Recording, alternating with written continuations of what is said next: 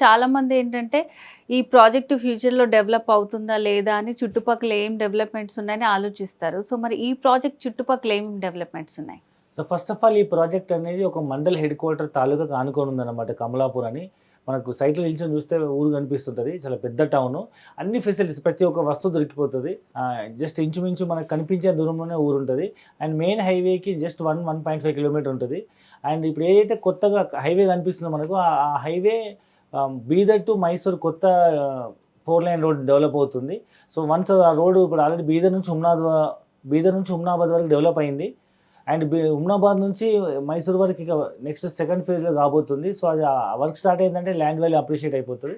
And దాంతో పాటు మన సైట్ నుంచి కేవలం ఒక 5 కిలోమీటర్ డిస్టెన్స్‌లో రైల్వే స్టేషన్ ఉంది. అండ్ బస్ స్టాండ్ కూడా ఉంది. అండ్ ముఖ్యంగా మనం చెప్పుకోదగ్గ ఇప్పుడు ఫ్యూచర్‌లో ట్రాన్స్‌పోర్టేషన్ ఏరోప్లేన్స్ చాలా కనెక్టివిటీ ఉంది కాబట్టి, సో, మన సైట్ నుంచి అరౌండ్ 25 మినిట్స్ జర్నీలో మన గుల్బర్గా ఎయిర్‌పోర్ట్ కూడా ఉంది. సో, ఎయిర్‌పోర్ట్ ఉంది, రైల్వే స్టేషన్ ఉంది, బస్ స్టాండ్ ఉంది, హైవే ఉంది. అండ్ ఊరికి ఆనుకొని ఉంది. అండ్ మోరోవర్ ఇక్కడ ఒక 200 ఎకరాల్లో సత్యసాయిబాబా స్కిల్ యూనివర్సిటీ ఉంది. మన కేజీ నుంచి పీజీ వరకు ఫ్రీ ఎడ్యుకేషన్ ఉంది. మనకు బుల్లెట్ ట్రైన్ కూడా ప్రపోజ్ అయింది హైదరాబాద్ టు ముంబై. ఇప్పుడు 14 గంటల జర్నీ 3 గంటలకే ఇది డిక్రీజ్ కాబోతుంది.